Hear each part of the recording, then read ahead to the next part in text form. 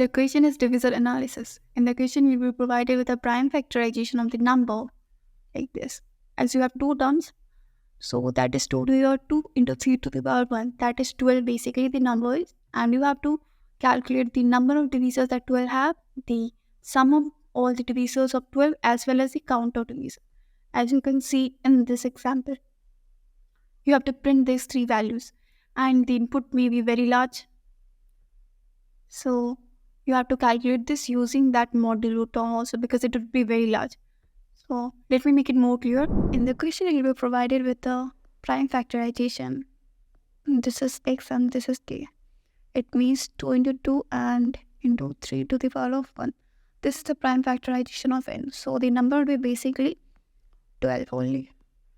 And you need to find out the divisors, the sum of divisors, the product of divisors, as well as the count of divisors that this particular n is having, for which we are provided with the prime factorization. So how can we do that? Let's take this example only. As we are having 2 to the power 2. So this is a divisor of n for sure, as this is one of the prime factor. So what are the different forms that we can generate from this 2 to the power 2? So taking none of these 2's, taking 1 2 and taking 2 2's. So these are the three different terms that we can generate from 2 to the power 2, which are also the divisor of 12. That is 1, 2 and 4. Yeah, 1 to 4 are divisor of 12. Now, for 3, what are the different terms that you can generate? That is 3 to the power 0 and 3 to the power 1. That is 1 and 3. These are also the divisors of n. Now, by combining these two, how many divisors you can have? I know that 1, 2, 4 are divisors of n and 1 and 3 are also divisor of n. So, multiply them to have all the different divisors. So these are the different combos that you have formed from 2 and these are the different combos that you have formed from 3 and these are two prime factors of that particular number. So by multiplying them, you can generate all your possible divisors. So you can see that is 1 into 1, then again 1 into 3, 2 into 1, 2 into 3 is 6, 4 into 1, 4 and 12. So this is basically 1, 2, 3, 4, 6 and 12. And these are all the divisors of that particular number n. So we can definitely generate using that prime factorization. So let's say if you have a longer prime factorization, that is 2 to the power 2, 3 to the power 1 and 5 to the power 2. Until 3 to the power 1, you have already generated this. Let's say you have the sum for this particular sequence. Let's say this is S. And you also have the product as, let's say, P. And you also have count as C. Now, you want to find if I want to include this particular 5 to the power 2 in my divisors, then what would be my new sum, product as well as count? So let's calculate that. So using 5, the different terms that we can generate is 5 to the power 0, 5 to the power 1 as well as 5 to the power 2. So these are the three terms. Now, what are the different terms that we have generated using those? So what are the different divisors till now? So that is 1, 2, 3, 4, 6 and 12. So what would be the new sum? As I know the sum for 1, 2, 3, 4, 5, 6, 12 as well as product as well as count. Now I want to include this also. So 1 would be paired off with 5 to the power 0, 5 to the power 1 and 5 to the power 2 as well. Now 2 will also get paired off with 5 to the power 0, 5 to the power 1 and 5 to the power 2. Same up to 12. Every number would get paired off with 5 to the power 0, 5 to the power 1 as well as 5 to the power 2. These three terms. So if we want to calculate the sum, what the sum would be? Sum would be 1 into 5 to the power 0 plus 1 into 5 to the power 1 plus 1 into 5 to the power 2. Same for 2, 2 into 5 to the power 0. These are the different divisors that we have generated and we want the sum. So that's why we are doing that addition. Now 2 into 5 to the power 1 plus 2 into 5 to the power 2 until 12. So can we rewrite this in the form of that 1 into taking 1 common, 5 to the 0, 5 to the 1 plus 5 to the 2. same 2 into until 12 into 5 to the power 0 plus 5 to the power 1 plus 5 to the power 2. If you can see this is a GP series by the divisors that 5 to the power 1 divided by 5 to the power 0 is same as 5 to the power 2 divided by 5 to the power 1. That is equals to 5. So R is equals to 5 for a GP series. And the sum of GP series is A into R to the power n minus 1 divided by R minus 1. Over here, A is 5 to the power 0, that is 1. So cancel it out. So basically, R, that is the number itself. If you are having x, so that is x to the power n minus x divided by x minus 1. This would be the sum for this particular term. So if I take 5 to the 0 plus 5 to the power 1 plus 5 to the power 2 common from everywhere, like it is common in every term, from 2 also, from up to 12. So if I am taking this common, so I am left with the summation until 12. I know this summation that we had previously.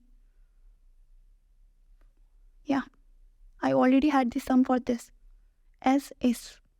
So this is basically x to the power n minus 1 divided by x minus 1, and n is the number of terms. So the number of terms is 1, 2, 3.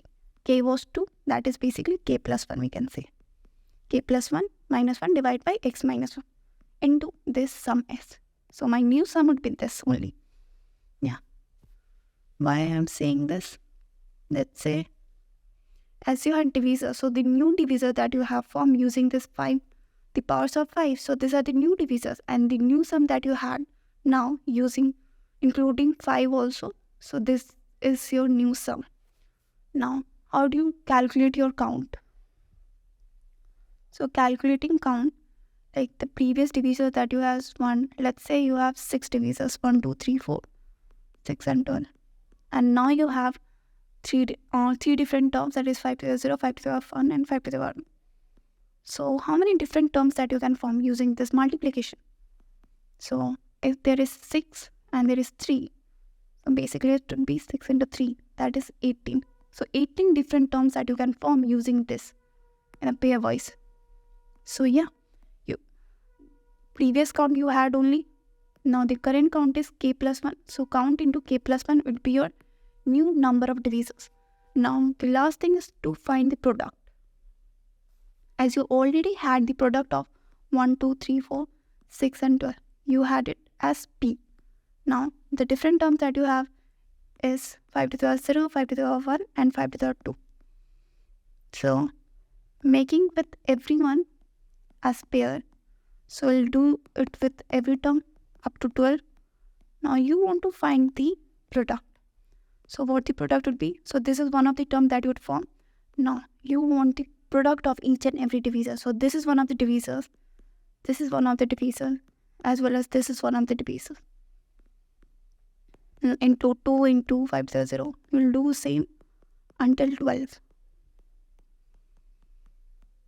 5 to the 1 into 12 into 5 to the 2. So these are the different terms you have. Can you make it like 1 into 1 into 1 and then into 5 to the 0 into 5 to the 1 into 5 to the 2?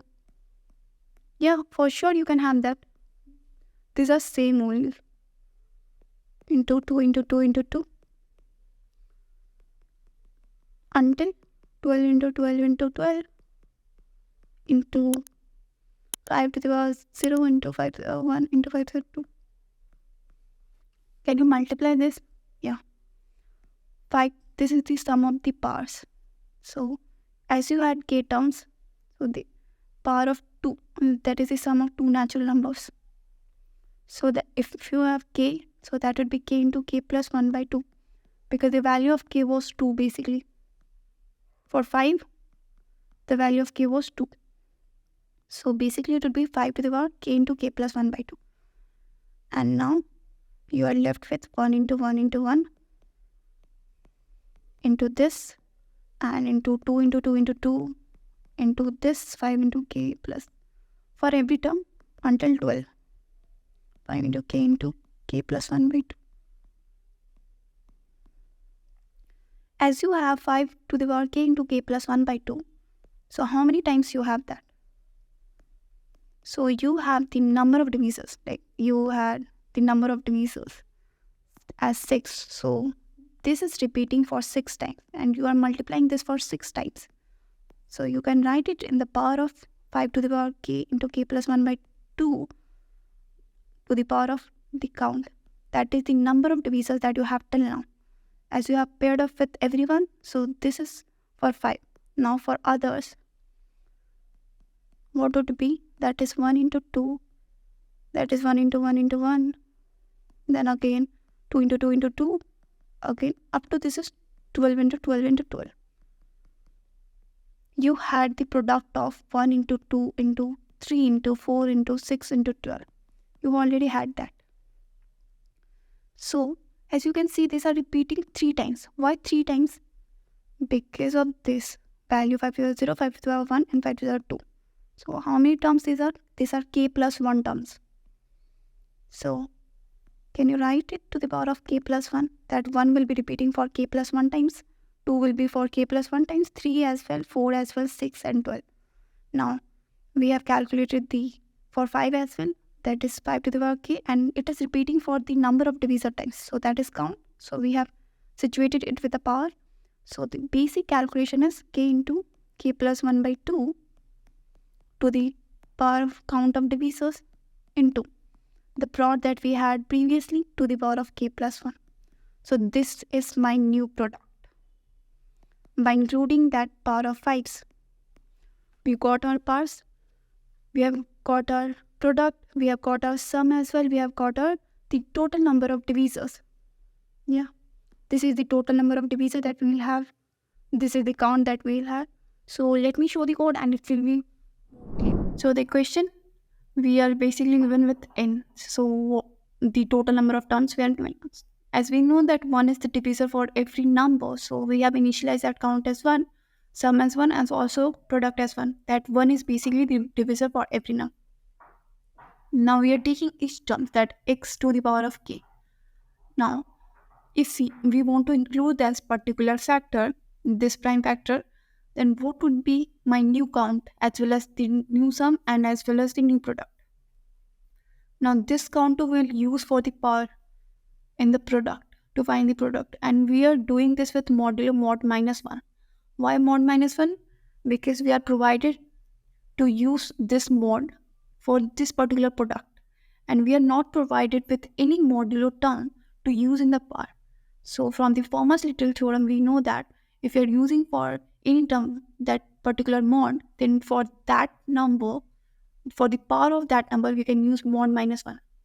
I'll put the link in the description so that it would be clear. So please watch that out, clear it out. So basically we are taking each term. Now what the count would be? So the total number of pairs that we can form. So basically we previously had count number of divisors. Now we have k plus 1 different terms. So by using these two terms, like by multiplying these two numbers, so the total number of divisors that we can have now count into k plus 1 as I have described previously. And this is to get a sum of the GP series. Now to calculate that sum of the GP series, that is basically sum into that the previous sum that you had into the current number, that is x to the power of k plus 1 minus 1 divided by x minus 1. So this is your GP series sum. So that you are dividing this with to get your GP series, that is x to the power k plus 1 minus 1 divided by x minus 1. Now you are multiplying with the previous sum that you have to get the sum of all the divisors till now. Now if you want to find the product, previously the product you had as product only. So product to the power of k plus 1, because as you will be generating k plus 1 terms from this x to the power of k, so that's why we are doing product to the power of k plus 1 into that x to the power of k into k plus 1 by 2 to the power of that count 2. That is the number of divisors we have till now. So by multiplying all those terms, you will get your product for sure. And count 2 is the previous count of divisors that you had till now, and k plus 1 different terms that you can form.